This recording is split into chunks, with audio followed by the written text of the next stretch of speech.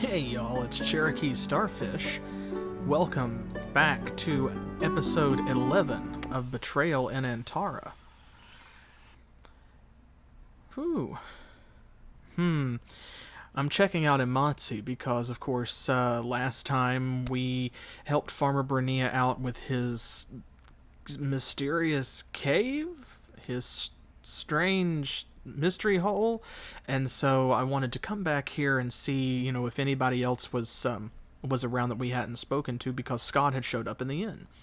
And considering that we have already found in Medova and in Imatsi people who were not there as part of Chapter 1, I wanted to make certain that we weren't missing anything. And you can see here some of the people that we spoke to in Chapter 1 are already reacting differently to some of the developments that have been going on. Like this fellow, this is the one that you may remember if you were here for earlier episodes of the series, that tried to bribe Lord Garson. So, if you didn't see those episodes, go check it out on YouTube. You can find the entire series there. The bald man looked as wilted as last week's celery. Aaron ventured a guess. The appointment for your son didn't come through. No, it didn't. Lord Garson sent regrets, apologies, reassurances for the future, but not a reimbursement for the bribe money. No money. He tried. He spoke with this one and that one, a burla here, a burla there. This one opened a door, that one looked the other way. Finally, Lord Garson saw the page master, an honorable man, he assures me, a most worthy man. Humble apologies, sincere regrets, no openings. Perhaps next year. We're sorry to hear that, though perhaps it's for the best. The Shira, well, let's just say perhaps your son will find a more honorable career elsewhere. The Shira? Who is that? What is that? The man sighed deeply. Perhaps. My wife says she supposes it's possible. She accuses Lord Garson of keeping the money, never going to the Shira at all, flattering us, lying to us. Aaron looked at William, who shrugged. Stranger things have been known to happen. For real. And we know Lord Garson is a snake, so that's not surprising at all. That's the drum maker. Anyone else hanging around? Let's see. Oh no, okay, this is the funeral guy who measured us before. That was funny, but I don't think that it's useful information now. Oh, this is new, though. A burly man jovially greeted the party. I'm so glad to see some new faces around this town. You must be travelers. It's lucky for you that you stopped by. In fact, this might just be the luckiest day in your young lives. And why is that? William asked cautiously. The big man thumped William between the shoulder blades. You're young, you're healthy, you're strong. Am I right? I suppose so. Your whole life lies before you like a vast plain of opportunity and adventure, right? I hope so. The man wagged his finger in William's face. But suppose tomorrow a runaway milk wagon mows you down like a stalk of wheat in that field of opportunity. Suppose you trip over a rock in that field and fall off a cliff. Suppose a Jaeger sleeping in that oh-so-opportunistic field decides to have you for his mid-morning snack. What then? William furrowed his brow. Well, I suppose I'm dead. The man jabbed William's shoulder. Exactly. Dead, dead, dead. However, I repeat, however, if you spend 2.5 minutes right now, right here, with me, then you will live on in the hearts and minds of your family.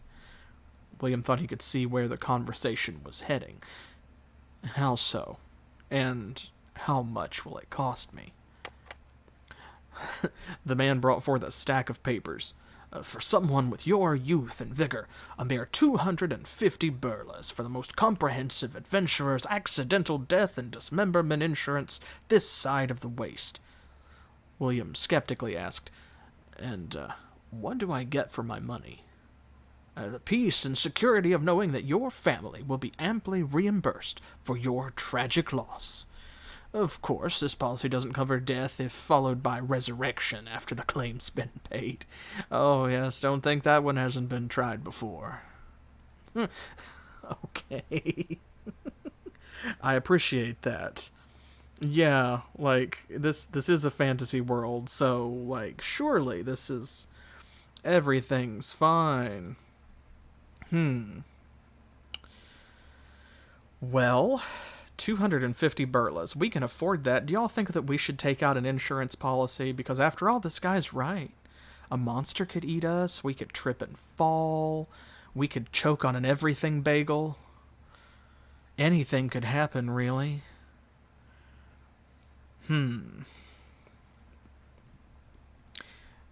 We do have the money to blow.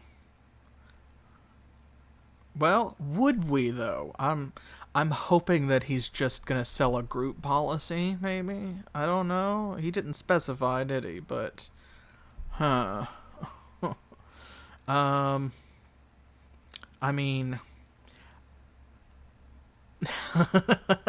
Yeah, not taking sides. Well, now, of course, call me spoiled by some of these, like, point-and-click adventure games I've been playing, like The Dame was loaded. I feel as though whenever a game offers you something like this, like, they're going to do something with it later.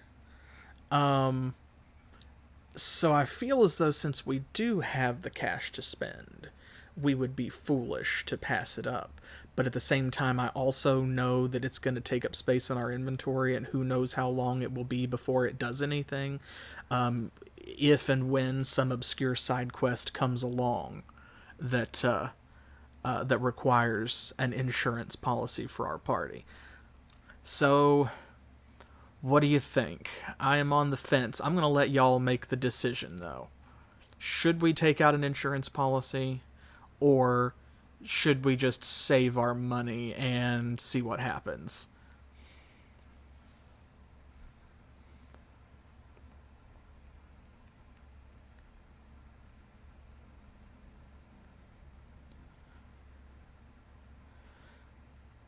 Either way, this is going to be hilarious. I mean, that's often true.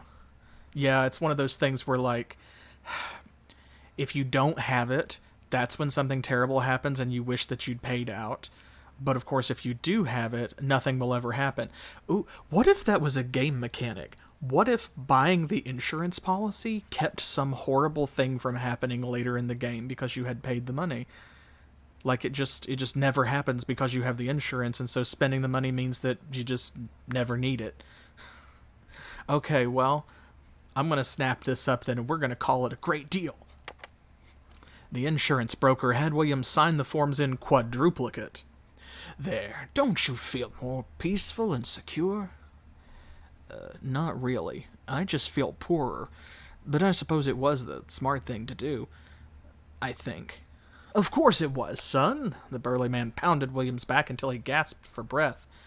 Sir, could you please stop pounding me? William wheezed. Please stop pounding me, says William. Otherwise, I fear I may be cashing my policy in immediately, which is a great deal sooner than I intended.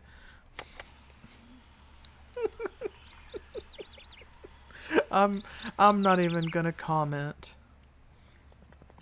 Oh, hey, this is new as well. I do not believe that I remember this guy from our first trip here, or many, many, many other trips here. Yeah, I can only assume.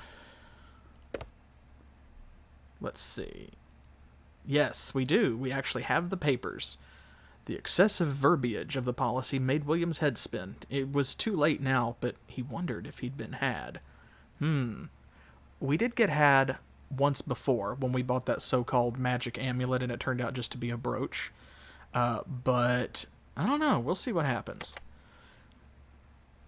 Now, I doubt that it's going to be useful in this specific encounter. The door flew open. A ruddy, brawny man yelled in their faces. Come for her again, have you? I let him have her once, and that was my mistake, but let you take her again, that's your mistake. William held up his hands away from his weapons. What are you talking about? Calm down. Maybe we can help. Calm down, you know, the smartest thing that you can tell an angry person. The man caught on slowly. Garson didn't send you? No. You haven't come for my daughter? Ooh. No. The man's anger subsided. Oh. Well, that's a different pot of stew. Come in. William renewed his offer of assistance. What did Lord Garson do to your daughter? The man slammed his fist down on a table. It's my own damn fault. Garson threatened to seize my land if I didn't pay off the back taxes. I've got a wife, 3 younger children. Oh, I see. Garson promised to forget about the unpaid taxes if he were paid in a different coin. Oh, no. Come on now, game. Yes, that's how it was. My eldest daughter always was an obedient girl. I asked, and she said for the sake of the family she would go. Curse my eyes. She didn't know what I was asking of her. The man wiped his nose with the back of his hand. She came home the next day, crying, her dress torn most clear off her back, bruises around her wrists. I swear to core I'll lose my land and see my family starve on the road before I let Garson so much as look at her again. Oh my gosh.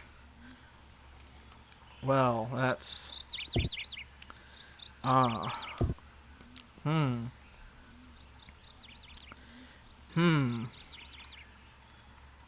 feel quite poorly about that. Was that really necessary for the story? We knew that Lord Garson was a piece of shit. Well,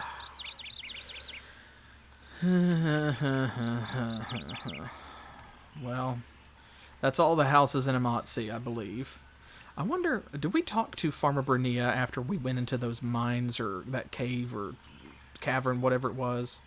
Oh, my friends, I'm afraid you may have returned my farm to me just so's I can lose it all over again. Are you serious? Wait. Gold mine. Well, this is new. Wait, though, but if you... Is that cave back there? Yeah, apparently. Yeah, I guess... Yeah, if he's got a gold mine, how's he gonna lose his farm? Lord Garson discovered a gold mine on your property. Naturally, he wants to keep it a secret, not only from you, the legal owner, but from the imperial tax collectors as well. Oh. Well, knock me down and call me a fence post. I'm fixed for sure now. Even though that mine is mine, I don't dare go up against a lord in a court of law. No need, my friend. We've already handed Lord Garson's miners their eviction notice. The gold mine is yours to do with as you see fit. Okay. So that ties up this storyline. The reason that Lord Garson had Brunia's land cursed and ran him off in order to claim it for back taxes is because he found a gold mine on it and he wanted it for himself. That makes sense.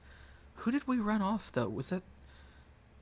Are they talking about the bandits in the caves that we killed in the last stream? Maybe? Once again, I'm in your debt. Please, return soon, so's I can repay you with my hospitality, if nothing more. Okay. He didn't say anything else about it. Land Baron Brunia, how fare you? Good morrow and welcome. Thanks to you and your friends, my lord, we're ticking along right as clockwork. This season's crop is a bumper.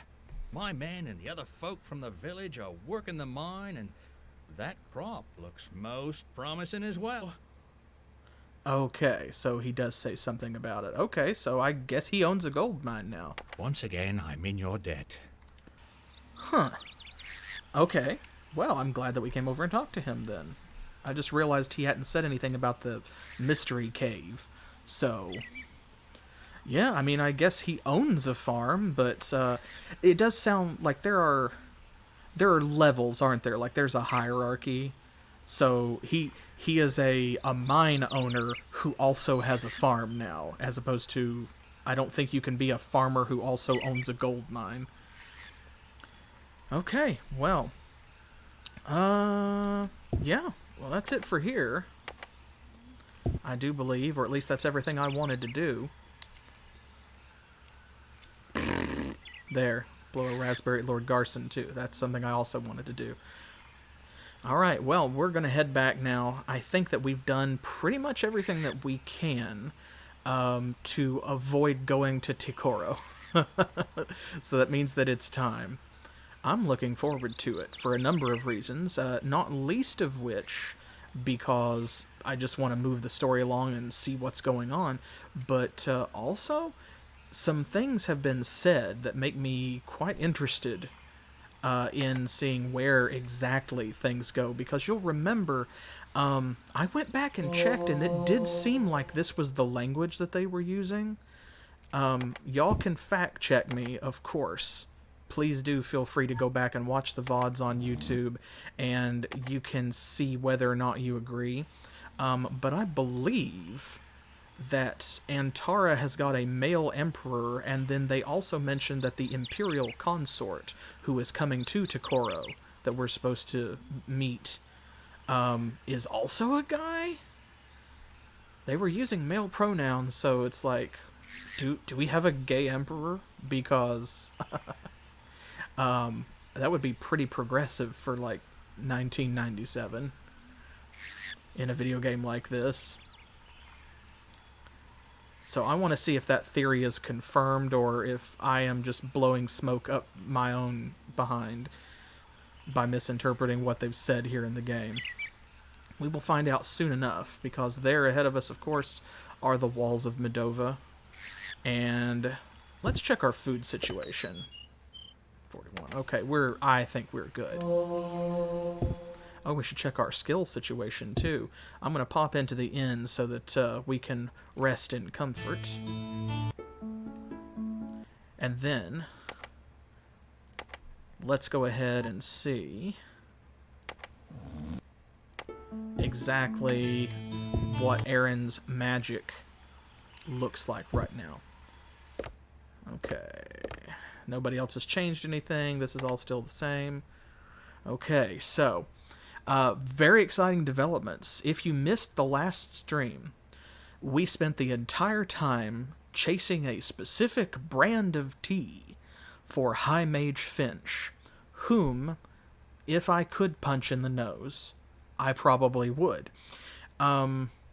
So it did turn out to be worth it, because he unlocked multiple new types of magic for us. We now have Self and Ally, and we have Resist. He also gave us 5-point bonuses and a couple of others, like in Touch and Remove. Oh, and I was thinking about it, and it hit me suddenly. Remember when we just randomly seemed to gain access to water magic? I think I figured out where. I think I know where it came from, because I hadn't checked it for a little while before this happened. But remember, when we were looking for the shaman, the Ganesh shaman, Ankudi, and he was doing water dowsing to try and help the Montari in Chi. Or, no, Chi and the Montari. I forget, what's the name of their city? Kairi, I think, or something like that? No. Kairi is that girl that Tetsuya Nomura forgot about after, like, 3 Kingdom Hearts games. I don't know. Anyway, wherever the Montari live, he was trying to give them water back, right? Because Garson has screwed everyone over, including the Montari. So, yeah, thank you for coming with me on that, yes. So, because he was doing water dowsing, and we asked him for, like, if we could assist, and he gave us the dowsing rod, showed us how to use it. Remember? I think that's where we got water magic. I think that doing the dowsing thing unlocked it, and Ankudi is the one who gave it to us. Speaking of which, I need to go ahead and tag these so that they will start leveling up. And yes, of course. Okay, and we can learn some new skills now, too, or some new spells. So, previously, we had learned, what was it, Dehydrating Touch, I think? Maybe? Or Moonless Night. So now we've got Self and Ally, we've got Resist, Area, Electricity, Fire, and Create are all lit up. So, Now, I know, of course, fair warning for you if you've never been part of this series before, this screen, when you are learning new spells, makes an awful noise. I actually have the game volume almost completely muted because there is no in-game sound setting menu. So it just is what it is. So I have my sound for Betrayal in Antara turned almost all the way off. And it still probably is going to be kind of loud, and you may not be able to hear me very well over it, and it is what it is. So let's see what new spells we can learn. Okay, Self and Ally. Everything else went out except for Electricity and Resist. Okay, Aura of Insulation. So, good. Because that's literally the lowest that I can turn it down. Okay, let's see. Area, Fire, and Create. Blazing Barricade. Excellent. Okay, I was hoping that might be Fireball and we would get like an AoE attack, but that's pretty good too. Okay, what's our new electricity spell? Okay, that's the one for Self and Ally. Alright. Yeah, okay, so it looks like we've only got 2 combinations at this moment. So which one would you guys rather explore? Shall we learn Blazing Barricade or Aura of Insulation? Blazing Barricade sounds to me, and this is totally supposition, of course. Remember that this is a blind playthrough and I don't know anything that you don't tell me or that I don't find out on my own about this game. Blazing Barricade sounds like it's going to maybe create a wall of fire on the battlefield? That's my guess. Like it's going to fill hexes with fire that's going to like last for multiple turns, and enemies who pass through it, or probably allies too, will take damage. That's my supposition. Aura of Insulation, since it uses electricity specifically, I'm wondering if maybe it is just a resist electricity spell. But on the other hand, if that were the case, I'm kind of suspicious of the fact that we cannot learn a fire or water resistance spell also, because there are fire attack spells like Hotfoot, which enemies have used on us. So it may be something else. I'm guessing from the name that it's just that. Yeah, I mean, like they haven't hit us with Lightning Bolt yet, but they have hit us with Static Discharge and Emulsify. Also, I'm kind of leaning that way anyway. There we go. We'll go Aura of Insulation because, yeah, that's kind of what I'm thinking, is that it may come up soon since they're offering it. But also, I just want to see what a defensive spell looks like in this game because this is our first one. This is the first time we have been offered some kind of a buffing spell, I think. Yeah, we haven't learned any new adventuring spells, so that means when we get in this fight right up here with these worms, we need to double check what Moonless Night does. I'm guessing that that is a, like a blinding spell? Oh, and now I can turn it back up a little bit. Alright, Kaylin, let's wait for them to come to you. Now, Aaron, let's see. Okay, no defensive spells. Aha, okay, so area, of course, line of sight, close range, protection, miscellaneous. So this is one of our new spells, Unseeing Eye, right?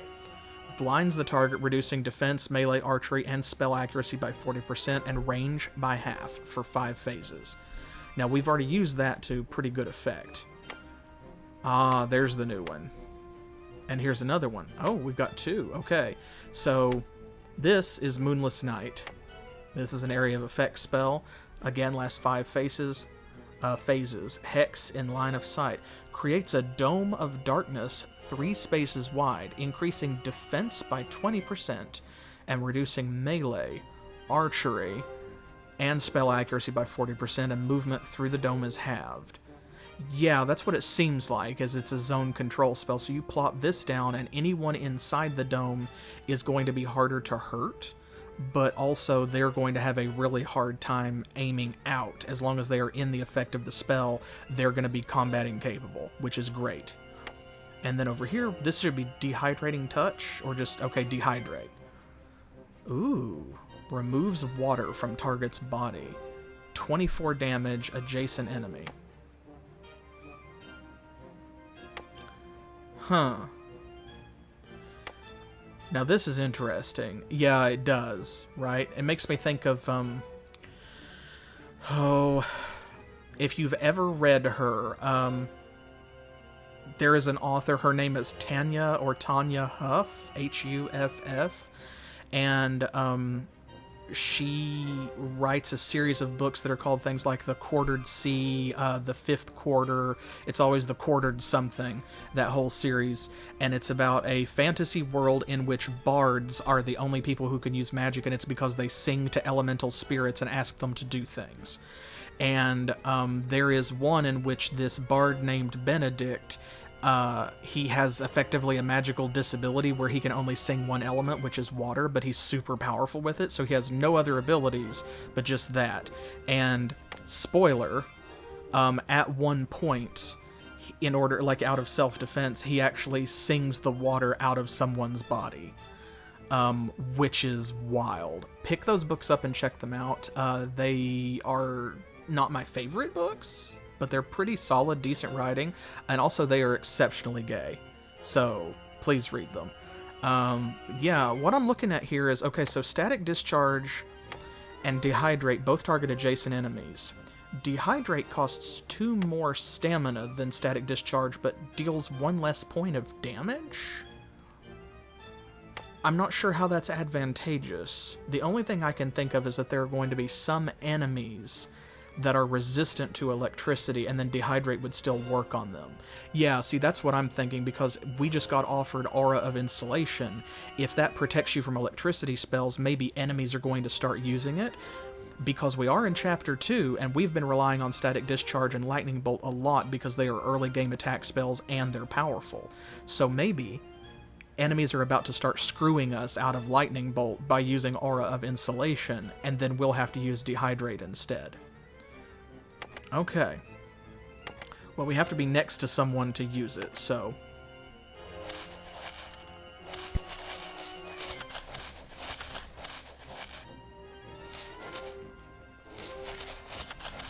Come on, worms. Hurry it up. Actually, I didn't look. Oh, yeah, the field worms, they're just like giant earthworms, but at the same time, I mean, they're 6 feet tall sticking out of the ground, and that's just the part you can see, so, like, yeah, I'm not a huge fan. See, now we're on the same page. I feel like we should find out. And that is a good question, actually, about the darkness spell. Let's find out. Moonless Night. Yes, it does scale. Huh. Oh, Lord Worm Jerky, please no. Please no. Okay, so we can spend up to 15 stamina on it, and it increases to 15 phases.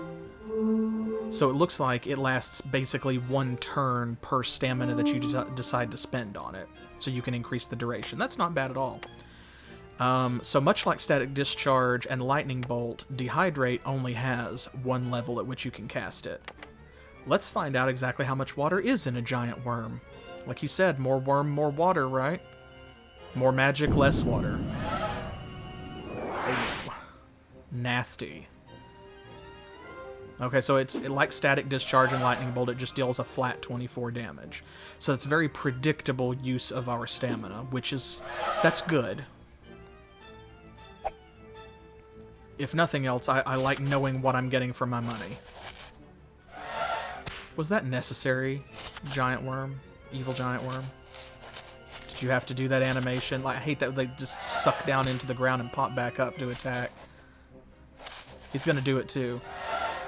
On the other hand, we also have been given the gift of when Kaylin or William sometimes attacks one, instead of pulling down into the ground and withdrawing, they will just sword them out of existence. So, yeah, it looks like it to me. It looks like they've got green sort of plates or something on their back, or a crest.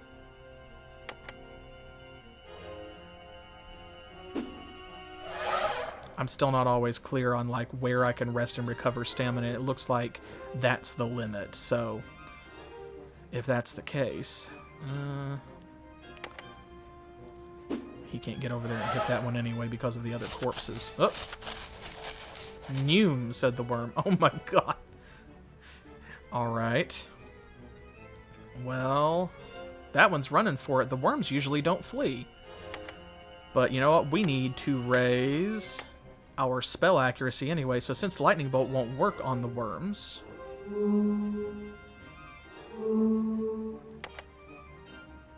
let's see if he can finish him off with a hot foot.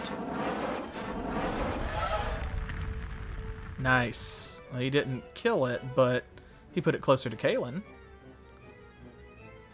Oh. Oh, drat. Okay. I thought she was going to get to go next because she's so fast, but... his spell accuracy didn't go up. I'm actually kind of surprised. His water did increase, though, by 1 point. Well. Okay. I'm going to use Moonless Night, maybe in the next fight, just to see how it works, because I need to be familiar with the spell in order to employ it properly. Oh. Now see, look, I knew I brought y'all along for some reason. I do need to repair. Because they did, in fact, use their swords. His armor seems okay. I actually don't know. Did any of them get hit? I think that they're fine. Yeah, they actually didn't get hit, which is great. But they did swing those swords a lot. Am I going the right damn way? Yes, okay. So this is a new road. This should take us to Ticoro, but we have not been this way. So I can't wait to see what exciting encounters, like this ambush. I'm surprised Kaylin didn't pick up on that. Her scouting has been so high that, you know, recently it's not been a big deal. She's just seen them coming. There you go, Aaron. Give them what for. You coward. That guy's running away. I hope Kaylin can get to him. Come on, you go next. Yes, good, good, good, good. Get him, don't let him get away. Really? Crud. Okay, there's nothing I can realistically do about that because I can't shoot through Kaylin. So... okay, there's one down. Oh, he didn't run. He skipped his turn, maybe because she's threatening him. I'm still not 100% clear on what the battle system is doing some of the time, because like there are no attacks of opportunity in this game like there are in Dungeons and Dragons, where if you leave someone's threat range or zone of control or whatever the game calls it, then like they get a free hit on you. It just is what it is, you know, you just walk away from them, so... Hey... Nice! One of them actually had some cash. We love cash. We do stan. Now, I don't want to carry too much, but we also have got plenty of room, and in fact, she's down 5 Sen Water, so she could just carry that, no problem. So let's go ahead and take all of this stuff, and then that way I don't have to leave a corpse marker.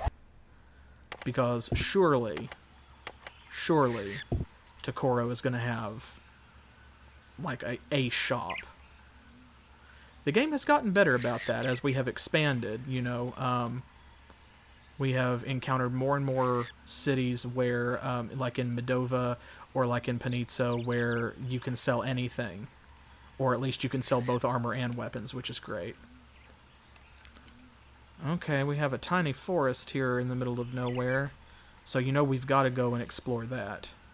This is the road to Ticoro. Oh, Waterfork! That reminds me of something else I need to tell y'all. Okay, so...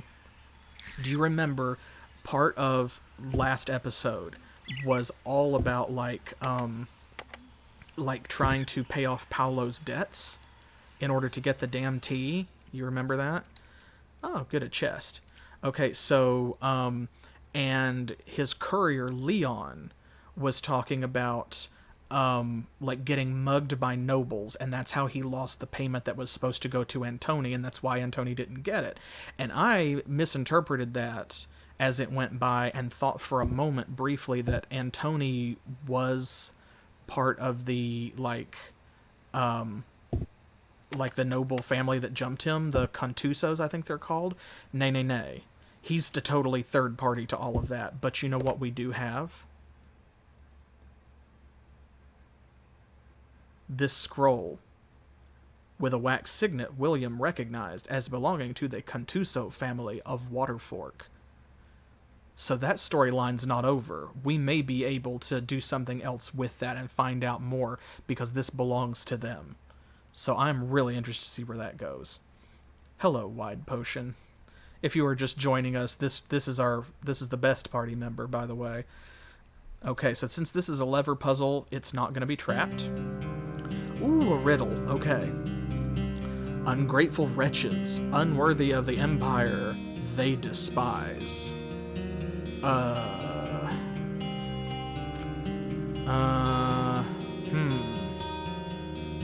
Wide Potion is MVP. Okay, so... Ungrateful wretches, unworthy of the empire they despise. I'm going to assume that unworthy of the empire they despise is one phrase. Who does the empire hate? Who do they look down on?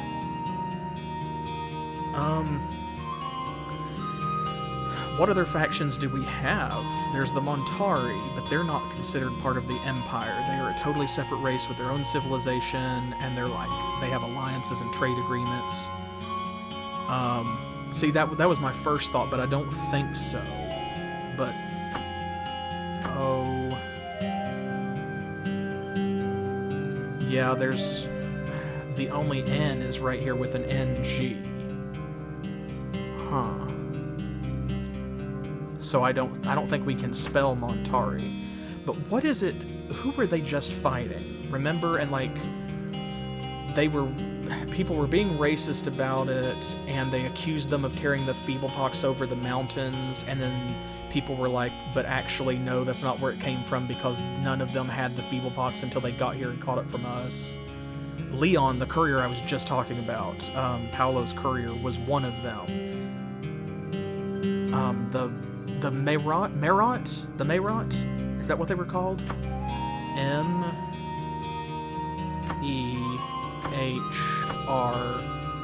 and there's an A-T. Hey! Oh my god. Okay, well, first of all, I feel great for solving that riddle. But also... Wait a minute, what? These are not regular arrows. I was super excited to find arrows because so far those have only been, like, treasure, but what is this? A Gurlf arrow. What? As with the rest of their woodwork, Gurlf arrows were superior in every way to those made by humans. They flew farther and truer, had more stopping power, and incorporated an aesthetic human Fletchers seldom considered. I'm just... What is this? I guess, yeah, that must be another race that we haven't heard of? Ooh. Ooh, Gurlf. Ooh, Gurlf. Gurlf. Accuracy mod 20, damage 15, no special, 25 of them. Well, that's already more arrows than we have found literally in the entire game because she came with 10 and we found 10 more in a chest. So this is more arrows in one stack. And this is 0, 10. And this is 20, 15. Oh my gosh. So not only did we find more than twice as many arrows in one chest as we have owned the entire game, precious though they are, more precious than gold even, considering how much gold we've had by comparison, but they are effectively magic arrows compared to the shitty ones we've been using. They really are. And what's this? Oh, bowstring. The waxed hemp fibers look to be in top condition and would make a fine replacement for the worn string of any bow. I don't, maybe. Yeah, maybe that's what it is. Girlf is like an angry elf? Girlf. No, I don't know. I'm not even going to attempt to puzzle this out. I'm just going to be confused by it. Okay, now... So I thought that... Yeah, see, I'm wondering, because we know that beeswax is for repairing bows.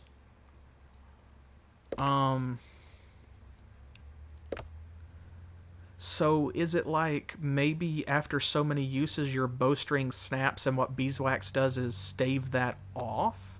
And then when eventually it does happen, you have to replace the bowstring? Or is it like if the condition reaches 0%, then that's how you have to restring it? I have no idea. This is like a totally new mystery element. I'm very happy with having remembered the game lore, though, and solved that riddle. So, okay. It's too dark to see. They're going to make us rest in a moment anyway. It's possible, but they have not done that for, like... They haven't done it for swords or armor yet. You see. Oh, I'm glad I stopped. There's an encounter up there. So, like, it would be confusing if they did it for bows. That's why I'm thinking... See, we don't know a lot about bows because since we've been arrow poor, we have, like, not had an enormous amount of opportunity to learn about them. So... there's a lot that is just mysterious about bows and arrows. So I'm wondering if maybe that's it, if there's some kind of hidden second mechanic. That's the only thing I can think of, is that bowstrings are used to repair a bow that gets to 0% durability or something. So maybe beeswax just, like I said, staves that off. And then eventually when your string does break, you have to restring the bow. That's all I can think of.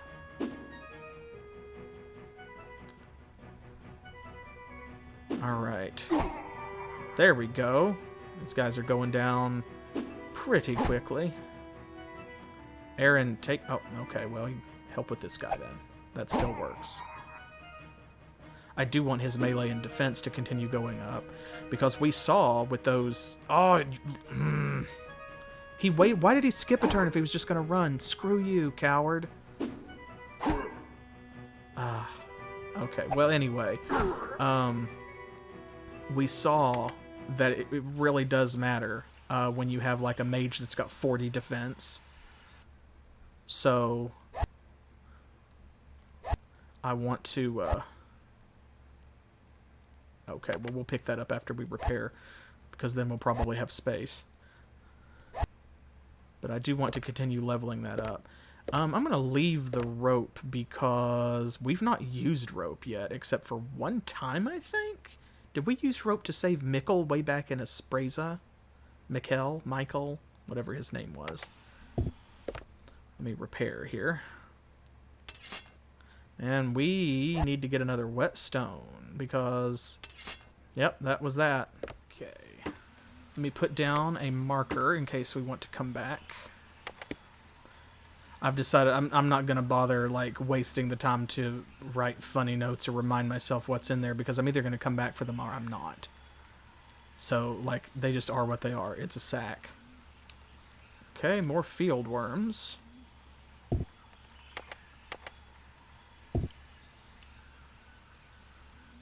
Trying to get the jump on them and, like, inch up and click the surprise button, but they're not doing very well today. Hey, they started close enough for us to just rush them, though. That's an improvement. Nothing? Okay, well, can rest and grab some stamina, though. Let's keep this one from getting close to Aaron. Please do not close to melee with my spellcaster. I would really appreciate it if you didn't do that. Do you know the most terrifying thing, and the thing that I hate the most, also, about fieldworms, is it's not the size of them. It's not the way they move. It's that they are, in fact, attacking us. right? Like, they're hitting us and they're dealing damage. How are they doing that? The only thing I can think of is one of two things, and they're, like, both of them are unpleasant. Either they are just flailing their massive bodies and slamming into us, just, you know, whop. They just whip around and smack us. Or they're biting us. I don't like either of those. One, because they are worms, and two, because they are large. He just deleted that one.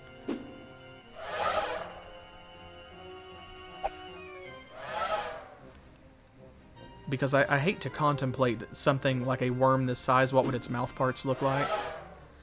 Yeah, see, when they turn to the side, it looks like they've got like a little drill face. So that's why I'm thinking that they bite us, and I don't care for it. Do not like. Good, her defense is going up. I like it. And his melee is going up as well. I wish his defense would go up a little faster, but on the other hand, that also means that he's not getting hit very often. So I'm just about ready to take his assessment off, though, because hers is already 30, and we're not using it that much. Maybe we should be using it more often, because I feel like it does go up without you actively right-clicking on enemies. But his stealth is really dragging the party down. So I feel like I'm about ready to take assessment off and untick that and put stealth on instead. Since he started out with a decent assessment, I was hoping that maybe that would, you know, it would go up faster. But I really do think this is a better use of our time. Yes, save. Nothing else is going up yet. Okay, Aura of Insulation's getting there. The ball floats up and rises as we learn the spell, and so, you know, eventually it will float all the way up. Yeah, I think so. Okay, I guess that's Ticoro. Hey, who have we got here?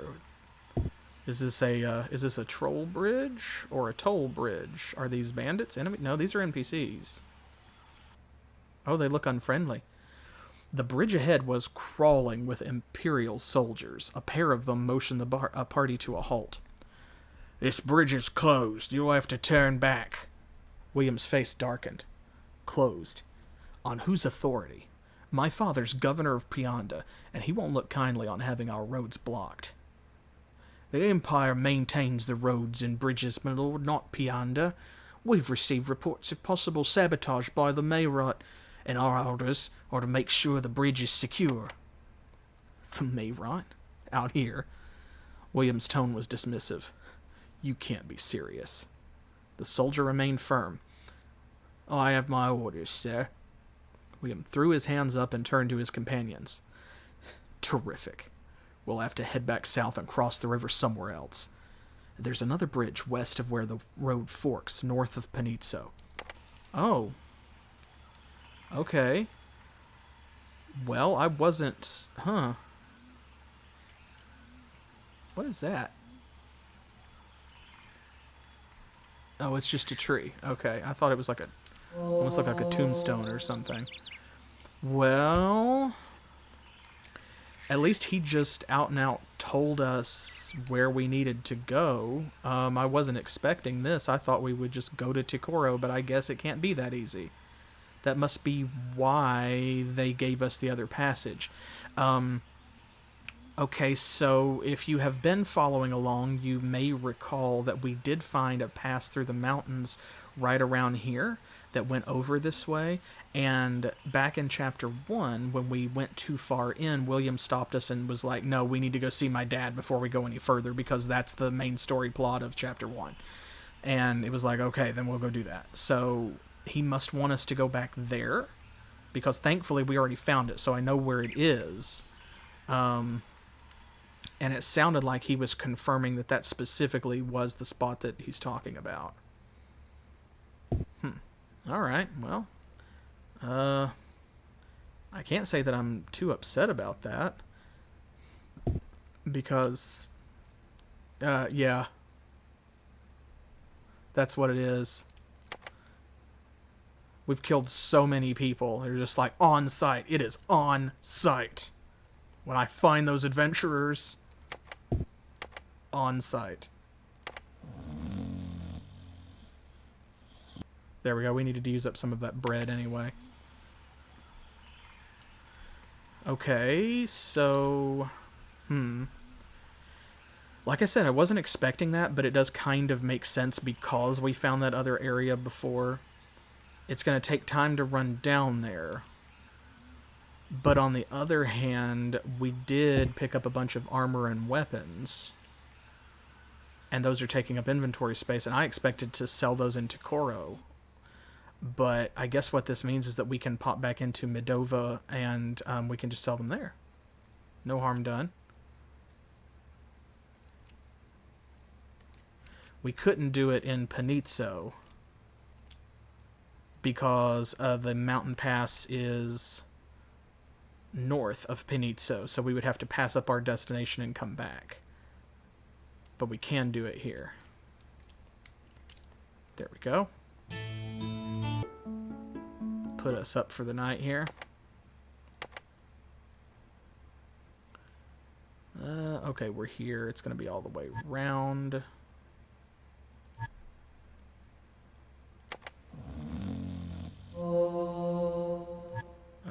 Let me just rest all the way. Oh, he's going to make me pay for another night. Sure. 6 more hours, whatever. It is literally less trouble than having to go back outside and run back and forth.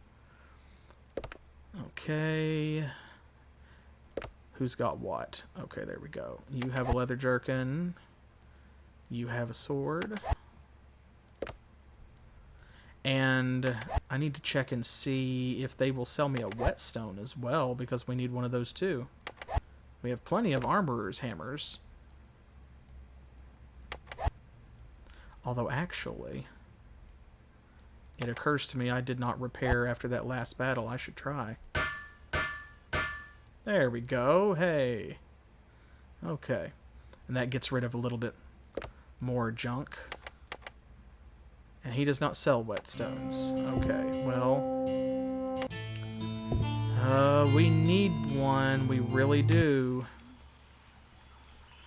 I should have bought one back in a mod. See, I'm not going back. We'll just hope that they have one in the next shop.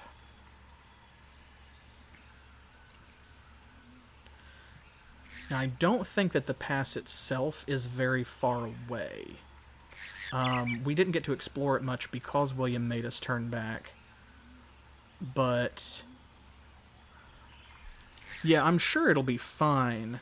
It's less a question of like whether like how much time it's going to take, and more like we don't know what's going to be on the other side. So I'm just interested to find out, because I know that we crossed a little bridge. That's what he was talking about. And then there was a forest. Yeah, here we go. Here we go. It's right in here. And we need to make camp.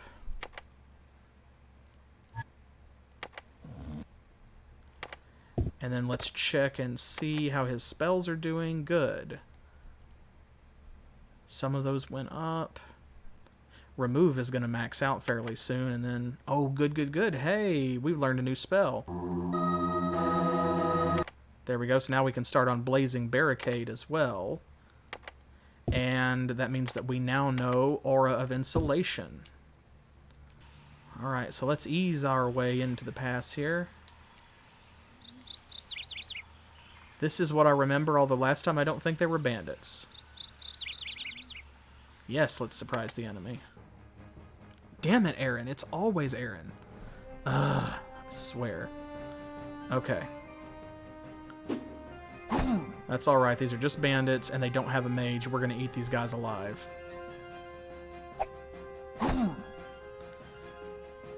His spellcasting skills are doing fine on their own.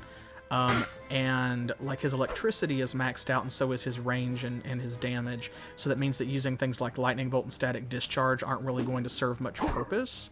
So if we're going to cast spells at all, we need to be using new spells that will raise areas of his magical ability that are lacking because they are new also, or just because we haven't gotten them maxed out. So that means he's going to have to use Hot Foot in order to increase his spell accuracy, or he's going to have to use Dehydrate to increase water, or something like Aura of Insulation. So let's see. Actually, here we go. All right, our first protection spell, and yeah, that is an electricity icon because that's what static discharge looks like. Aura of Insulation, so I think we were right. Protects target from electrical damage, target, caster, or ally, and it does scale. Okay, so it's up to 10 stamina, and it's 1 combat phase per stamina spent.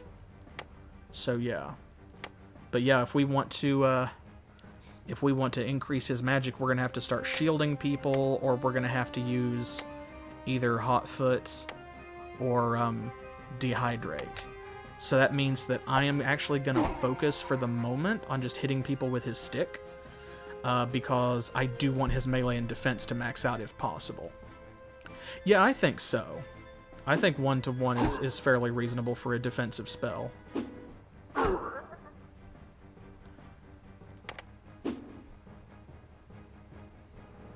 Come on, guys. Sticks are reliable, and you don't have to repair them. He went all the way over there to hit William. Why? I mean, like, that's your mistake, my guy, but whatever. That must have been the leader. He had significantly more health. Okay. Hey! And he dropped a whetstone. It's only got 1 use, but that's okay. That's better than nothing, for sure. And it's better than me going, like, way out of my way to go and buy a whetstone. Although we will be in it deep if we get to, like, what are these other towns? Cardone, or Cardone, or Waterfork, or Levoche, or wherever, and they're not. None of them are selling whetstones because we do need them. Alright. His sword's at 83. Hers is at 79. Well, we've got to repair that one then. Puts it at 89. I'm going to give her the better stuff just because where she's so much faster and she tends to get more turns, that means that she swings her sword more often. So it degrades faster. And that likewise means that it puts her in a position where, like, she's getting hit more often also. Which is why she's got the Montari chainmail rather than just regular chainmail. Okay, well, that's all I can do. Put down a marker and we'll be on our way. There we go. I love those map markers. I do. And that is... There was a dig mound over here, wasn't there? Yes. Okay. I'm not gonna dig that up again because so far in Chapter 2, what we have found is that chests and dig spots do not repopulate with new loot. What is this? Are those giant crabs? Oh my god, I think those are giant crabs. Those are. This is a new enemy, guys. And once again, we failed to surprise them, but whatever. Oh my gosh. Crab. Health 40, speed 5. It's time for crab. Okay, well this is new. That's very refreshing. We've not seen an actual new enemy in quite a while. Huh. It crab. You know, we've not tried Moonless Night. Let's give it a shot. Yeah, that's what I'm thinking. We are eating well tonight. Interesting. Okay, so... Huh. For some reason, there are certain hexes where we just can't place it, and it looks like... No, it's not just zones of control. I actually don't know. I don't understand why that is. But for some reason, like I can drop it directly on an enemy, or I can drop it between them, but I can't drop it like anywhere in front of most of these crabs, but like this one, I can put it all around, except for that one space. Odd.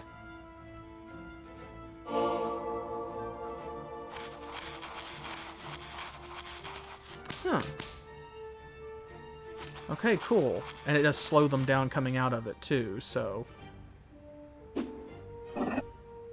That doesn't look like what I thought it was going to look like. Oh, that did not last very long, either. Okay, so we have determined combat phases are individual creature turns. So...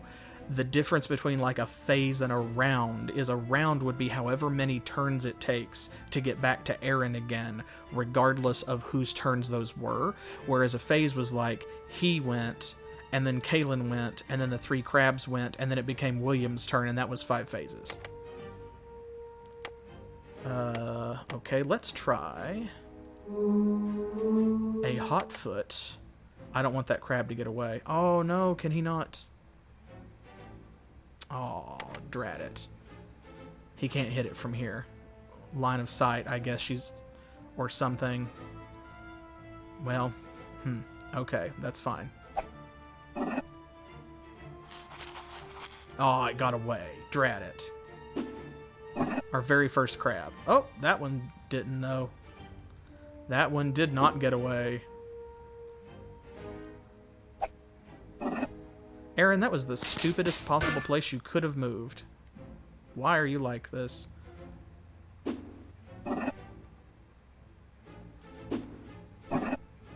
There we go. Huh. Oh my goodness gracious. I was not expecting this. Oh, that looks disgusting. Oh, that's disgusting. What do they drop? Nothing. They drop nothing. That was a complete waste of time, except that we had to clear them out in order to proceed. Okay.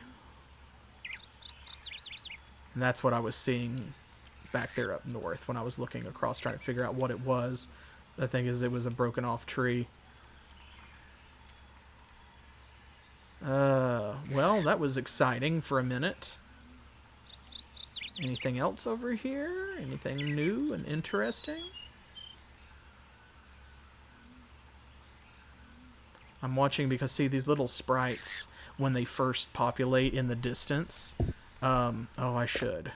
I'm out of whetstones, but people did get hit, so I can repair their armor. Maybe. They didn't get hit much, I guess. Oop. Dang it. Now, seriously. Okay, there we go. But as those sprites appear in the distance, they look like they could be NPCs or something until you get right up on them. Huh, I wonder if that's going to be anything.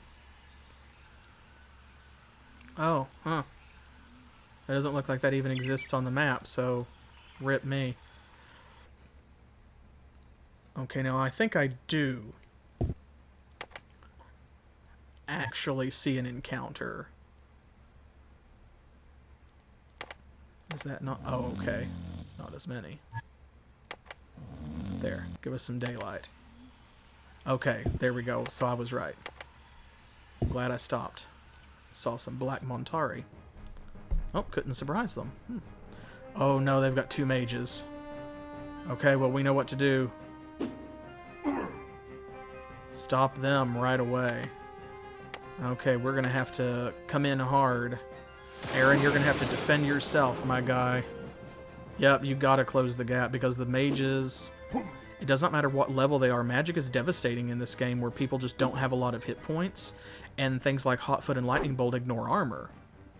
So you have got to get in and take the casters out. You've gotta. go. That'll deal with that guy. Now Kalen can come over here and reinforce William. Hey. That's what I like. That's what I like. Smooth. And Aaron can rest and recover some stamina.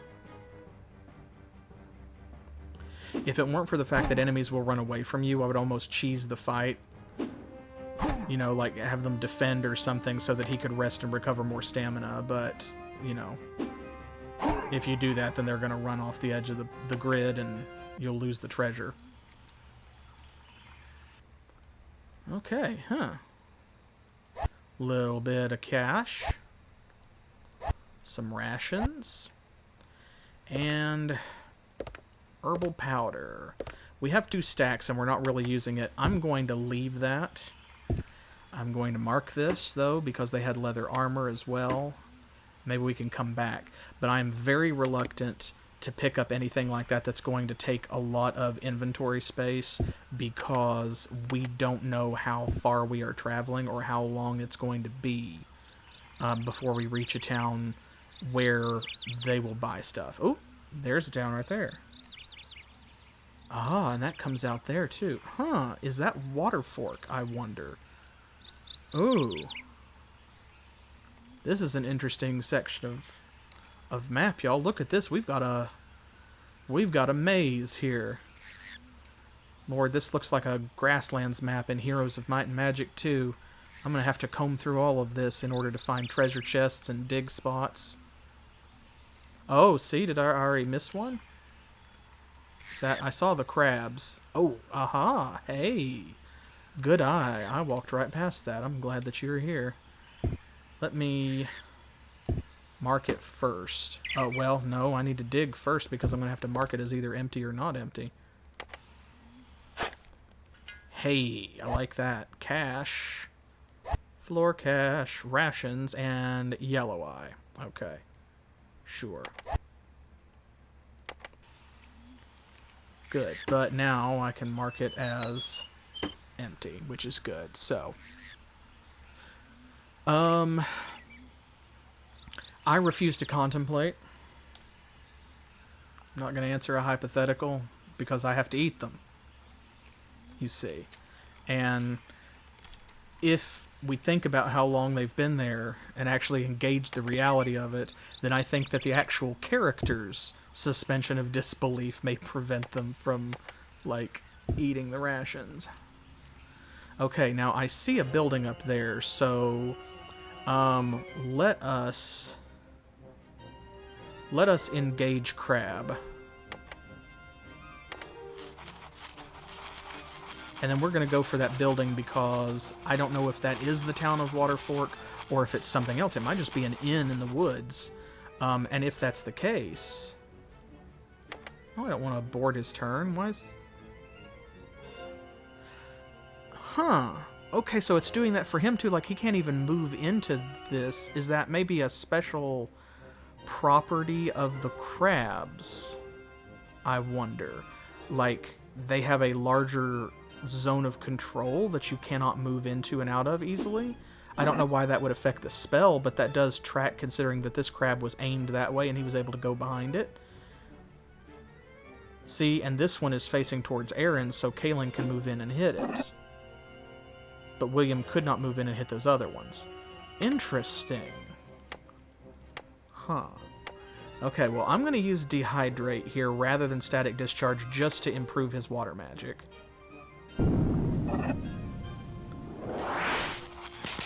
And also, there are enough of these crabs that, like, we want to get rid of them, and he's going to deal more damage with his magic than he is with his stick, so...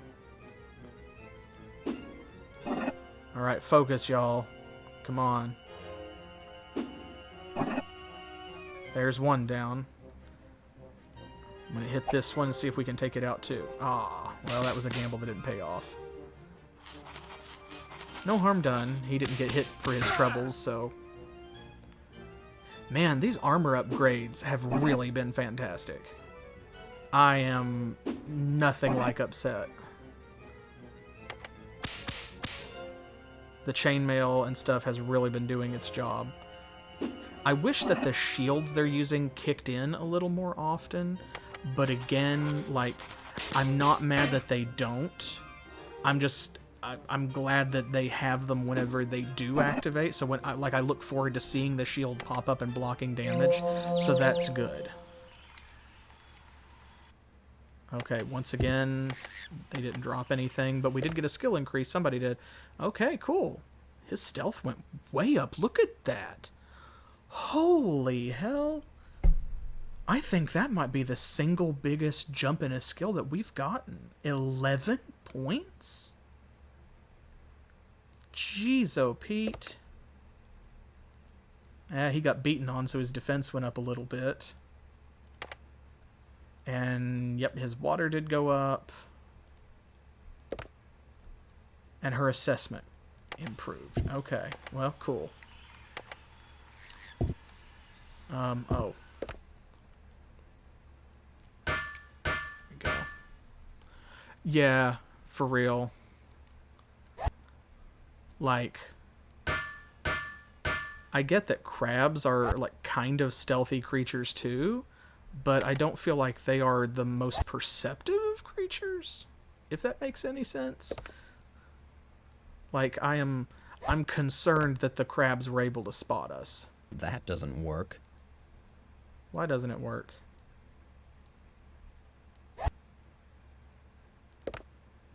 Oh. Because it didn't trade like armor does, it just put it in his inventory. That's not right. Why is it not right? That doesn't work. Oh, Lord. So can you just not repair small shields? Or maybe it's... he can't get it above 98, perhaps, might be the case. I'm going to assume that that's it, because if he just can't repair the shield, that would be bad and stupid. Ooh, unlike this treasure chest, which is good and smart. A medium unlocked normal chest with no obvious traps, you say. That calls for a safety save. You know what? Aha, see? It is trapped. Thank you, magic. Hey, first try. Well done, William. And that means his lockpicking went up too. And we found arrows. Oh my gosh. It's like Christmas. Except better. Because I didn't have to set up a tree and there are no religious connotations. Just pure killing power. Excellent. Well, this is the most arrows we've had in... like the whole game. I mean, with this already, when we found the girl arrows, was already the most arrows we'd had, but now 24, that's the most regular arrows we've had too.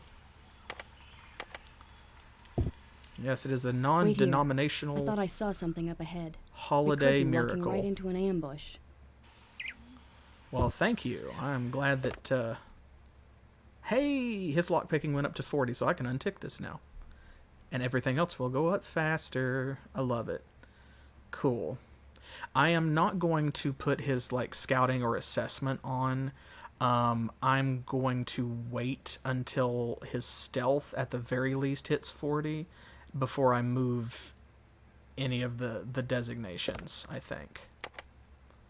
But 40 max lockpicking, that's really great. Okay, let's dive into this fight that Kaylin predicted here. Yeah, archery is quite valuable. But yeah, if you don't have arrows, then it makes it almost impossible to actually, like, level it, which has been a disappointment. Arrows have been so precious, we've not been able to really do much with them. Now, to Kaylin's credit, every time she has fired an arrow, which she has done, I think, 6 times, she has hit what she was shooting at. She has not missed once, which is great. But we just haven't had enough arrows that I've been willing to just fire them off willy-nilly, and there have been times when I wanted to do that both to raise the skill and also because maybe there were something like multiple mages in a battle, and you couldn't close the gap because they started way back here and we were over here. That has happened. So now I feel like we can kind of, maybe we can spam a few of these. Oof. Ouchies. Yeah, that would be really lovely. I don't suppose he's learned Blazing Barricade yet. It really would be great.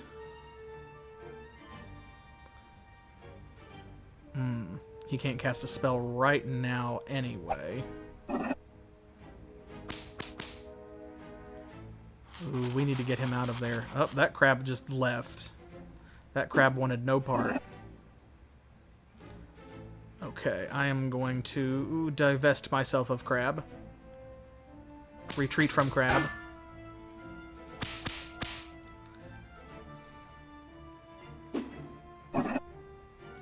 There we go. 2 for 4, that's not bad.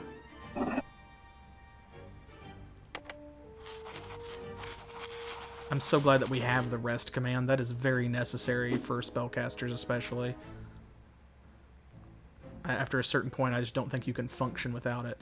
Also, I really appreciate that the battle actually uses the real game world the way that it does. And still nothing. Okay. Well. Thing. It really was. I think that it broke a lot of ground that I was not expecting to see broken by this game when I picked it up. Okay, this is a whole village, so this has got to be... Yep, this is Waterfork. Cool. Okay. Well, then. Well. Honestly, yes. This game has enough flaws that I would like to see what someone did with it. If they picked it back up and remade it. Oh, don't tell me you don't have an inn. Oh, I think they just have a pub and not a true inn. Ooh, gross. What is this? Oh, wow. Free fishing pole. Okay.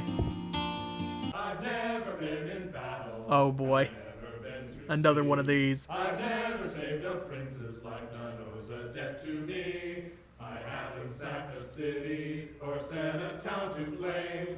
So in all the tales that joymen tell, you'll never hear my name. I like that they put these short little bar songs in some of the taverns and things. It's always a treat to pick those up. And yes. Okay. Right, yeah, but only 2 lines of it. Like, only the 2 lines that you can remember, because that'll be me.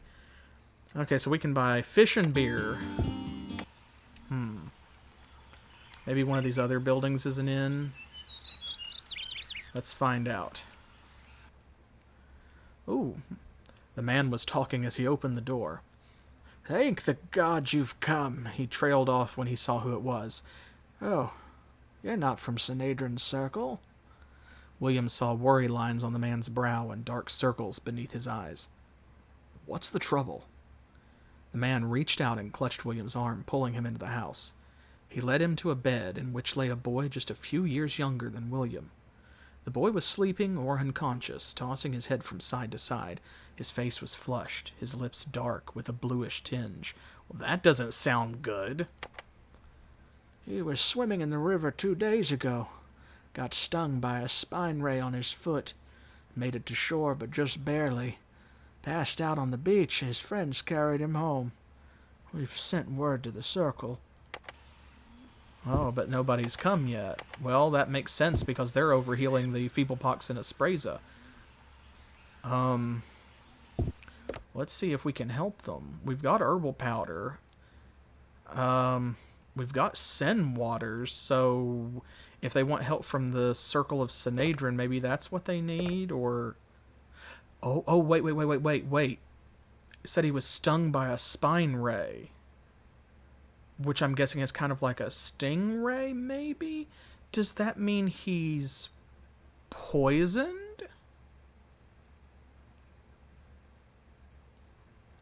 I don't remember if I just saved it. Maybe, can we give him Fadali paste? Because that's what cures poison. Oh boy. Hey, I think I got that right. The man held his son in a sitting position. Oh, well, I made this guy way too old. Now I'm saying there's like a 30-year-old dude who has this old man voice. The man held his son in a sitting position and forced the paste between his lips. The boy coughed, but swallowed. The man gently set the boy back down. He smoothed the hair off his forehead. I'm not sure, but it seems he feels a bit cooler already. If you hadn't come along when you did, I might have aged another 25 years between lines of dialogue. William interrupted to save the man the embarrassment of searching for words to express his gratitude, especially in that mismatched voice. Just luck that we happened to pass by. Anyone would have done the same. I have nothing to pay you, but maybe you can use this. It's just an old shield I found washed up on the riverbank. No use to me, but... William accepted the battered shield with a show of enthusiasm. Oh, this is just what we need. It'll definitely come in handy. Thanks so much. As the door closed behind them, Kaylin raised her eyebrows. That was laying it on a bit thick, wasn't it? William shrugged and looked at Kaylin pointedly. I didn't want him to feel he was in our debt. Our group's big enough already. Oh, he's getting his digs in at Kaylin. Okay. Hey, now. The studded metal rim on this shield provided an anchor for tight metal bands bolted across its face, reinforcing the shield for greater protection and durability. Nice. Ooh, protection's at 9%, and the condition is at 50% with hardness of 18. Well, the condition of this small shield is 98% and its protection is 9. So this is obviously a superior shield. Well, you know what that means. There we go. Kaylin, my girl. Here, and you can have this shield. Cool. We just need to remember to, well, I was about to say we need to remember to repair it next time it gets hit so that we can raise it up above 50%, but if we can't repair shields... Party knocked on the door and waited. Nothing. Okay. A bear of a man answered the door with a gruff, I don't give handouts. Go to the tavern if you want a meal. We're not looking for food. We're just travelers interested in meeting people and learning about the towns we pass through. Oh. Well, in that case, come on in. Have a seat. Make yourselves right at home. The group complied and shortly found themselves warming their hands before a roaring fire. I can't believe it was that easy. Guys, did you know, as adventurers, if you just tell people that you want to come into their house and smash their pottery in search of random loose treasure, they'll let you? All you have to do is ask. It's like stealing art on the internet. Artists are so used to it that if you just ask them if you can borrow or use it, they'll be so floored they'll usually just say yes. Exactly. When you're an adventurer, they let you do it. Adventurer privilege. Kaylin surveyed the room. Animal furs covered the walls, including a Jaeger skin hanging over the fireplace. We still don't know what Jaegers are. That's the second time they've been mentioned in the entire game, and both of them have been in since we started this stream. Maybe that's some kind of like a cat, like a jaguar or something? Let me guess. You're a trapper. Mostly, but I like to keep my hand in with bigger game. The trapper passed round a loaf and a round of cheese. Have some bread to tide you over till your dinner. Young folk are always hungry. Sure know I was when I was your age. Toasting a thick hunk of bread over the fire, the trapper reminisced. I remember one winter out in the Harkoon Mountains. I was holed up in a cave, caught by a freak snowstorm. All the animals were either in hibernation or had moved down to warmer climes. Couldn't catch a rabbit or a pika to save my soul, and I mean that literally. Aaron got caught up in the tail. got up in the tail. Like William earlier. So what did you do? A pika. Like, as in chew? Pikachu? Well, first I nearly starved to death. Then I remembered something from back when I was a kid. Found me a flexible branch, fashioned a sort of fishing pole, cut a hole in a lake with my axe, baited my hook with a frozen bug. Had me some fish for supper. The trapper laughed. I stayed in that cave till the spring thaw, eating so much fish I thought I growed gills. Bet you hate fish now, huh? Oh, actually it's my favorite. I never eat meat now at all. Got an exchange deal worked out with a fisherman friend of mine who can't stand the taste of anything with scales. I trade him my catch for his. We both wind up full and happy. Cool. Well, I was hoping maybe like that story would raise our foraging or something, because he told us like like a story about fishing. Oh well, sometimes that happens, but I guess that was wishful thinking. Okay, they do have a coach house, which will take us to Lavoche for 260 burlas. Okay, we have not really used fast travel yet. May come in handy later, though, because if nothing else, I'm sure that it skips, like, the... I cannot words. Encounters. It skips the encounters. I'm assuming that is the, that's the benefit of paying that money. A fisherman, tanned and tough as smoked jackfish, sat on a barrel. His fingers deftly spliced together pieces of rope as he talked. You're not from around here, I can tell. Got kind of a soft look that Waterfork folk lose before they can walk. Yup, farming the water's a hard way to make a living. Oh, this guy is a character.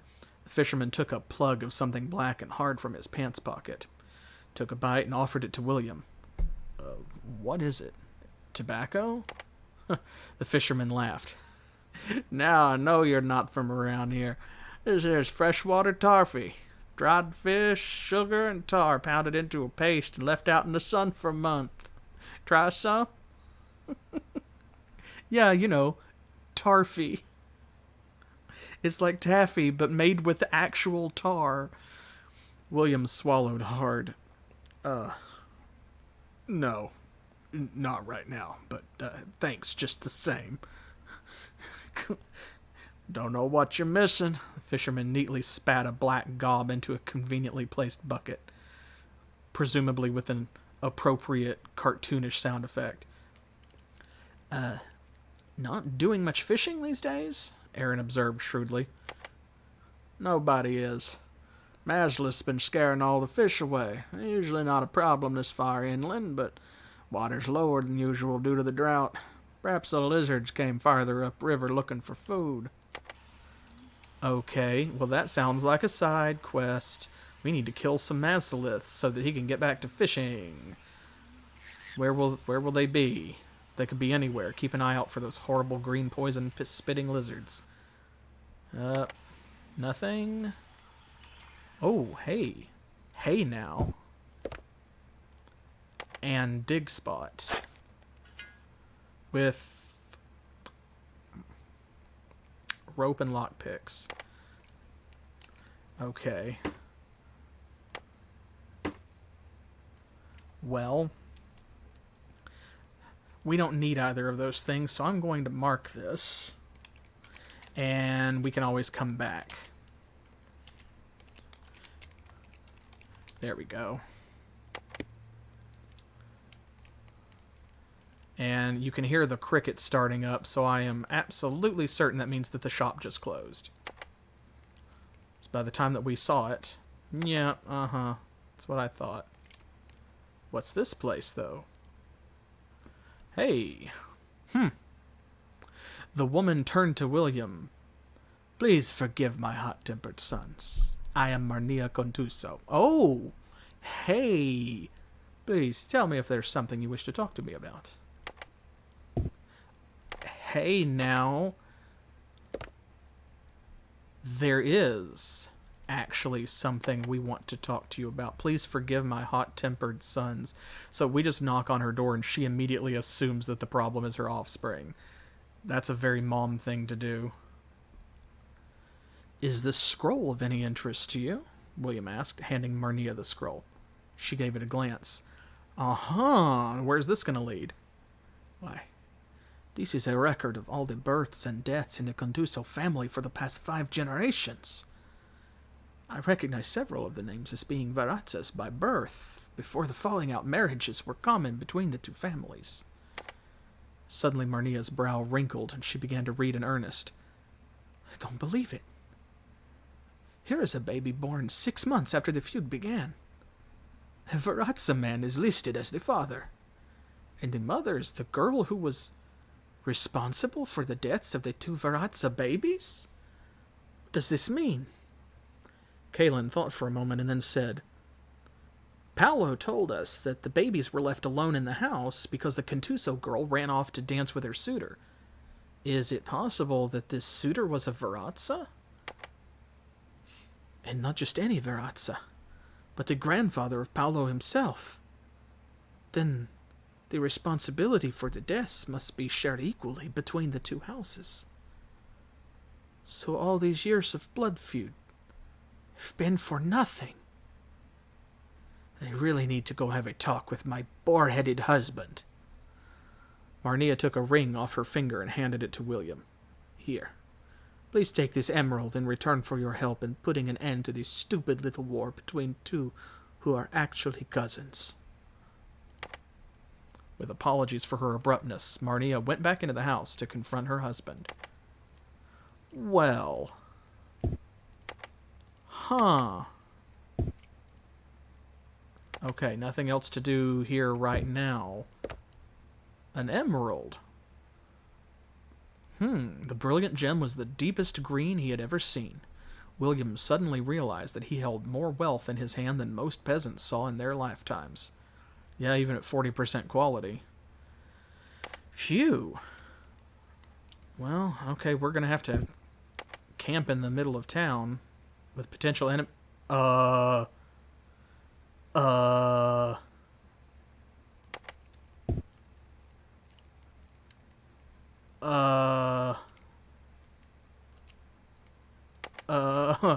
talk about being trapped between a rock and a hard place.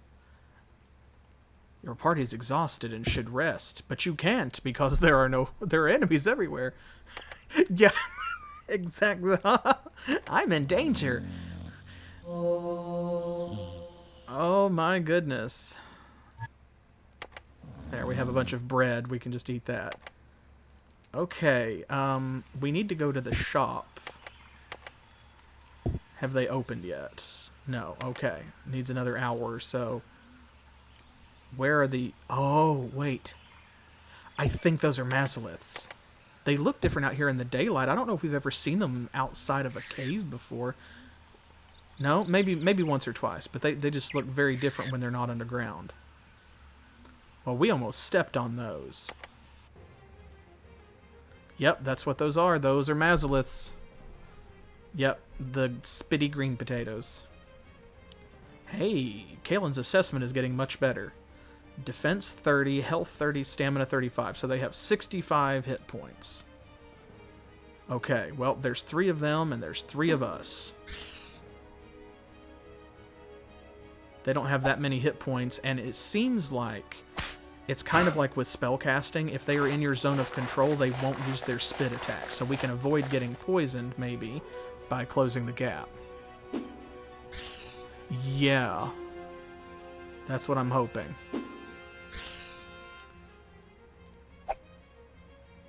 Oh my gosh, Aaron, come on. Hilarious. Well, there's one down, I guess. This is the worst fight we've had the whole stream. Look at this. I'm gonna have to use magic to hit them.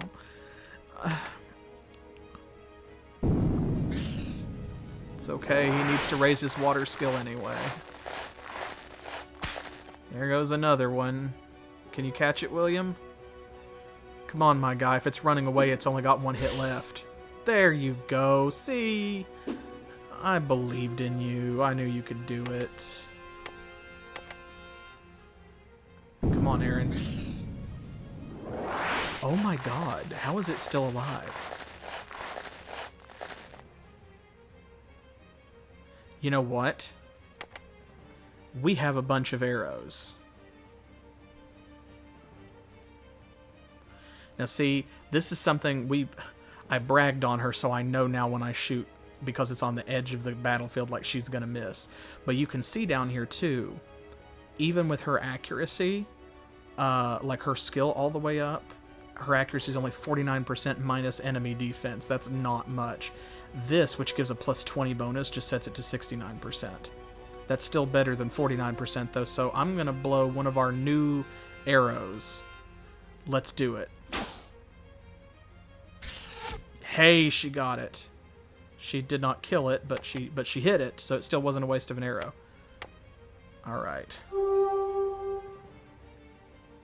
Surely it doesn't have 30 hit points. But it might have 20. Come on, Aaron, finish it off. Because William might not get another turn before it runs. There we go. Phew, it took everything we had. Oh lord, I ate way into his hit points with that. But his spell accuracy did go up to 24. It went up by a single point. Remove is almost maxed though. So, yeah, we're going to be eating well tonight. Water went up. And Blazing Barricade we have almost learned, so... Oh, there's another group.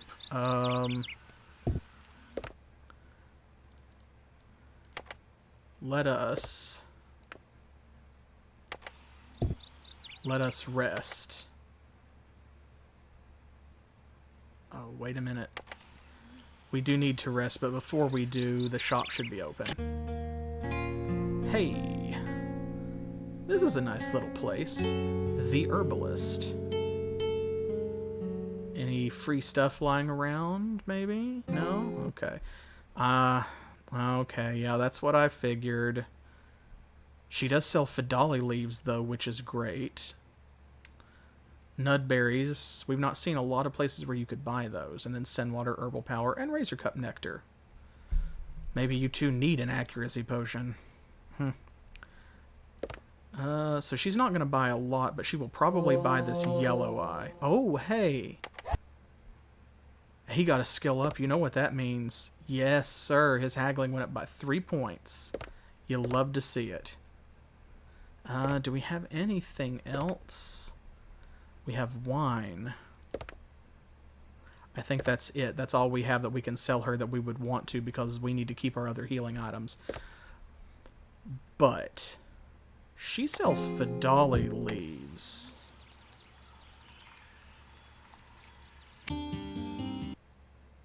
They sell ale.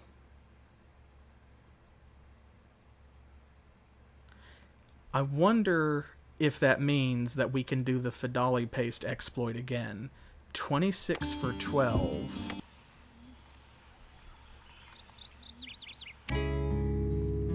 And this is 3 for 12, the same as it is in Sortiga. So it's 29 burlas to make 12 Fidali paste. If they sell, even if they sell for 6 burlas a piece, the way they did in Sortiga, that would be 36, so we would be turning a profit of 7 burlas for every stack of 12 that we purchased. And of course they have infinite supplies. So yeah, actually, and they might even sell for more. I will, because it's right here, it's a lot easier to do that, where in Sortiga they did not actually sell ale. So, if we can do that, I will try that between episodes, because we're getting towards the end of this stream. I'll see if we can do that, and if it's possible, then I will spam that exploit maybe and grab us a little bit of money, because we are down a bit. We've got a little bit less than 1,500 after we bought the insurance papers, and this is with all the money that we've picked up.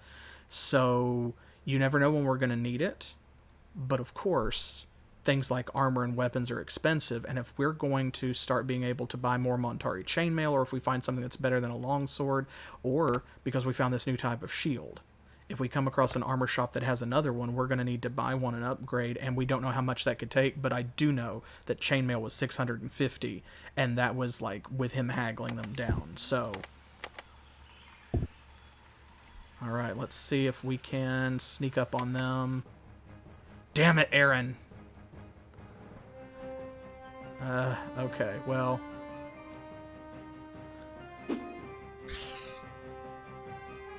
Come on, hit it with your stick. There you go. I knew you had it in you. Wow, okay, so even though he was threatening it... Oh, no, no, no, no, no. No, because this one hit him and turned away, so it wasn't in his zone of control. Aha. Okay, so he did change facing before it used its spit attack. Okay, then she can hit this one, because that one's already facing him. And these things, like the lizards and stuff, only one time have we ever found treasure on them, so actually if they do run away, I don't feel bad about it the way that I do if something like a bandit or a Montari get away, because they're carrying treasure. Mazaliths and Carliths and stuff, they're not carrying cash. Okay, nice. Now he did get hit though, so...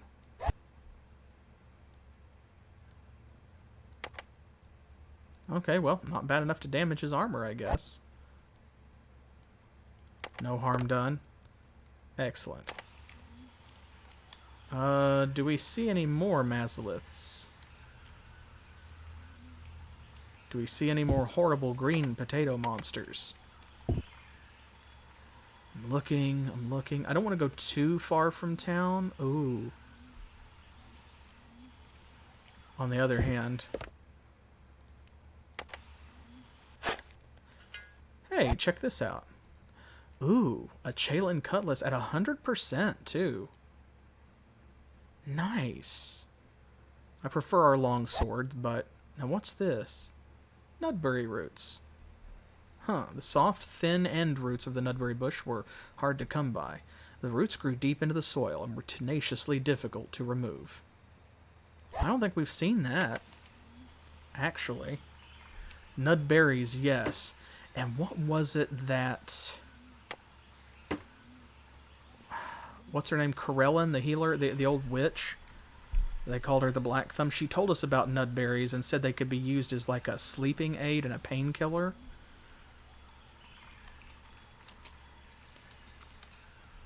I don't remember if she said anything about the roots, though. I just remember the berries. She probably did. Anyway, I don't want to get too far away from town because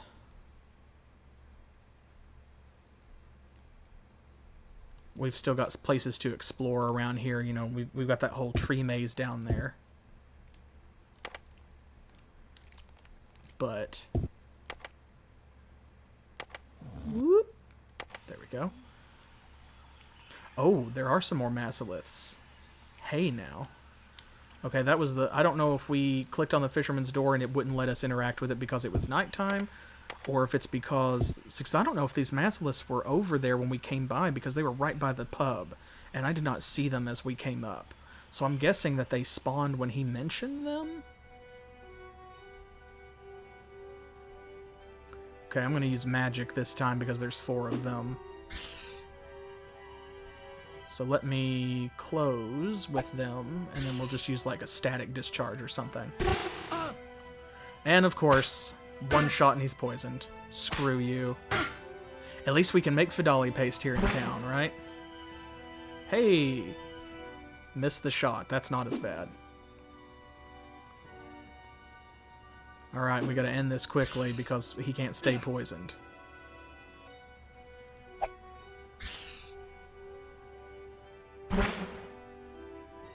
Good, that one's not a great shot. I appreciate that. Okay, you get that one. Damn it, guys. You've got to actually hit them. There's one down. Okay, and we are just going to use a dehydrate and finish this one off. That one's gonna spit. Hey, 3 for 3.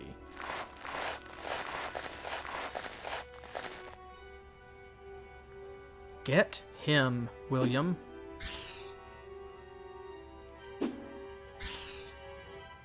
Oh my lord. How many hit points does this tiny lizard have? There we go. Oh, and that one's like, no, I saw what you did to my friends. I'm out. I'm out, fam. Yeah, I know Aaron is poisoned. Thank you. And of course there's nothing. Well, we already have some Fidali leaves. We do not have any ale. Let me go buy some. I'm assuming that it's like because it's got alcohol in it is the reason that you use it to make paste, so that like it's an astringent. There we go. Now you're not poisoned. Hey. Hey, and his melee went up to 30. That's not bad at all. Cool. Cool. Cool. Did anybody else's skills went up? Ah, her defense increased. And that's it. Hey, and we learned Blazing Barricade. Well, that's definitely worth it. Alright. Let's see, maybe that was the last group of Mazaliths. I'm guessing that what it is like, he's told you about the Mazaliths. You have to kill all of them and clear them out before he will do anything to advance the quest, is my presumption. Yep, that's what it was. Okay. Let me get my voice back on. Aaron greeted the fisherman. You can put your boat back in the water now. We've gotten rid of all the Mazaliths on this part of the river. The fisherman grinned, showing a mouthful of tarfy blackened teeth. You don't say. Well, that's good news. Lots of folks around here were starting to feel the pinch. Let me give you something for your trouble. The fisherman took a chain from around his neck. Aaron saw it was a henne's horn. Thanks. Being on the road as much as we are, we never know where our next meal's coming from. This'll keep our bellies from complaining quite so loudly. Aaron accepted the talisman. Whoa, so did we just get like a magic item? Brooch. Aaron did not accept the talisman. William accepted the talisman because he's the first party member. Contrary to the Joyman's tales, the horn didn't produce banquets of succulent delicacies at the wearer's command. Named for the face which watched over travelers, it did allow one to go for longer stretches without food. Oh. Okay, so I guess it, like, maybe reduces ration consumption by the person wearing it? Do we... Okay, yeah. Okay, it is a piece of equipment. It's a magic item. Cool. Yeah, I'm guessing that it either means that you take longer to get tired, or since it specifically mentions food, I'm guessing maybe it means that you use fewer rations. So you either don't need to eat as often, or when you do, you use less. So like maybe every time we rest, it'll only use 2 rations instead of 3, if he's wearing this, or something. Cool. Cool, cool. That's really neat. And that's only like the 3rd magic item we found, because of course we have the Ring of the Ranger, which we bought, and that store sold more of them, so we could buy additional ones. And then we've got the Staff of Nightmares, which is the first magical weapon we've found, not counting the swords and chainmail that, you know, that I had blessed for us. And then this necklace. So that's really cool, especially since Henne played such a big deal, or a large part, in the previous episode. So go check that out on YouTube if you're not already subscribed. And in fact, don't just go over and subscribe to my YouTube channel, but also like, follow, and subscribe here on Twitch. And yes, the spooky chicken stick. Thank you all for that. I did not expect that to be my channel's first fan art. Was the spooky chicken stick.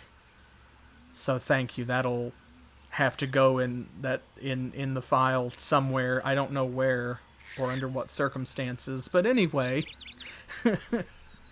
Please send me, whether it is fan art or whether it is just your comments, please do follow me and subscribe here on Twitch, over on YouTube, and on Twitter as well, and on Facebook or Pillow Fort if you care. But really, like, Twitch, YouTube, and Twitter. Let's be realistic. Those are the three big ones. And you can watch the whole series there if you need to catch up. Got another one. And hey, now, awesome. Well, thank you very much. That is so touching because, well, I don't know what to say because that is my first channel subscription since y'all upgraded our channel to Twitch affiliate, I think. Yeah, I have plenty of followers, plenty of people who, come along and watch, which is really awesome, but that's the first person who's actually subscribed, so that is, that's a real milestone. Thank you for that. That's, this whole thing has been a game changer, so this is a moment we should all treasure and remember. Yeah, thank you. That's great. So yeah, obviously it can be done. So like and subscribe. Hit me up on my other social media. Tell me what's going on, what's in your thoughts, how you like the channel, and what we're doing, and give me your feedback on other series that are upcoming. Don't forget to join me next Thursday for a new series, of course, and on Mondays, Thursdays, and Saturdays, 7 p.m. Eastern Standard Time, which is New York and Miami time here in the U.S., for all of the games that we are playing on the channel. I will see you on Saturday for the next episode of Betrayal in Antara, but I'm going to put this one to bed here. Thank you very much for joining me. I hope you had fun because I did, and I am looking forward next time to exploring this tree maze down here and seeing what these other towns, which we presumably now have access to, have got in store for us, both in their shops, but also in the way of side quests, loot, and just lore, because the world building in this game has been pretty good. Say what you will, I do have my opinions about this game, and I'm not happy with everything that it does, but the writing overall has been pretty solid, and it's one of the things that keeps drawing me back, so I hope that it will draw you back as well. And I'll see you next time for more Betrayal in Antara, or whichever game you join me for. And until then, as always, thanks for playing.